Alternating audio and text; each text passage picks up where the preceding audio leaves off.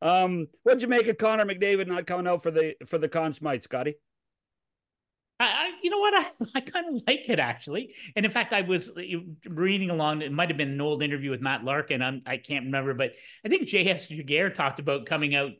When he was one of the goaltenders who won for losing squad, Yeah. Anaheim, and how awkward it was, and how I think he took the trophy into a trainer's room because, yeah, like, and I got no problem.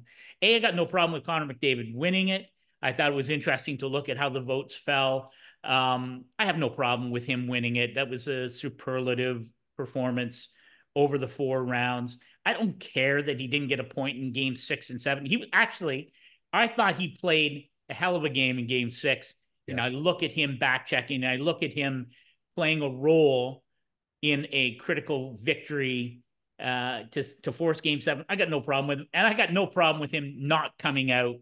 I think, in fact, I think it was kind of perfect. Eric? We had a story on our website that Michael Russo did, interviewing former members, players who've won the Conn Smythe on losing teams, and their reaction to it. And the consistent message was that in the moment, you're so disappointed by losing the Stanley Cup final that it means nothing. And I think that's probably what it meant for Connor. Like, if you've been listening to him, for years now, the individual hard work, don't care. I want to win the Stanley Cup. So he's added one more trophy to his, to his legacy. He's first ballot Hall of Famer. He came this close to the Stanley Cup, and who knows how close he'll come again. My thought on Connor, John, was it felt almost exactly like a replay of 20 years ago. So I was covering the Calgary Flames in 2004, series against Tampa, similar situation where Jerome McGinley played the part of Connor McDavid. He and Mikhail Kiprasov willed that team to the final. Weren't really very good, but they were good enough to win because of goaltending and McGinley raising the level of his game. They should have probably won the cup in game 6 in Calgary, went back to Tampa. There was nothing left in the tank.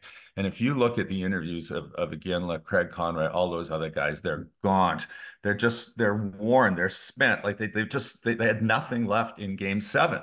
And it was a 2-1 game, close at the end, but you never had the sense that they were going to get that final goal. And then, fast forward to last night, and seeing McDavid in the dressing room afterwards, he reminded me of McGinley. He just looked all in. He had given everything. He dug down as deeply as he could, and it wasn't enough. And the sheer disappointment that you could feel, it was palpable. It radiated off of his body. And so I felt terrible for him. I felt terrible for him because I thought he played extremely well. As soon as Gary Bettman came on the ice, and because this is what he said for J.S. Jaguar, he says the award is for the full duration of the Stanley Cup. I thought, okay, so McDavid, we thought it was going to be McDavid, but that is how Bettman always prefaces it, or has prefaced it in the past when it's a player from a losing team. And J.S. Jaguar has spoken over and over again, because people ask him all the time how you felt about it. And it was like, in the moment, it was terrible. 10 years later, I'm proud to have won the Conn Smythe. So maybe McDavid will feel that way, especially if he eventually wins the Stanley Cup too. But like Scotty, I had no issue with him not coming out. I thought he deserved it because it is for the entire playoffs. I didn't have a vote this year, but I voted for J.S. Jaguar that year too. He was the best player from the start of the playoffs to the end, which, if you look at the definition, we're always supposed to look at the definition of what are we voting for. And in this particular case, people are complaining because he didn't score in game 7. Well, it's for the full length of the playoffs, not for how you performed in the final, not for how you performed in the last 2 games, and throw out the 3 in between where he dragged them back into the fight. So, like I said, I had a lot of sympathy for McDavid because he gave it his all and didn't have anything left. And I think as an athlete, what more can you ask of yourself, right? Wait a second. He did everything he could. What if game 7 was in Edmonton? What if Edmonton lost, as they did, but the game was in Edmonton? Would McDavid have come out for that? That's a good question. Yeah, you know what? That is a good question, Bob.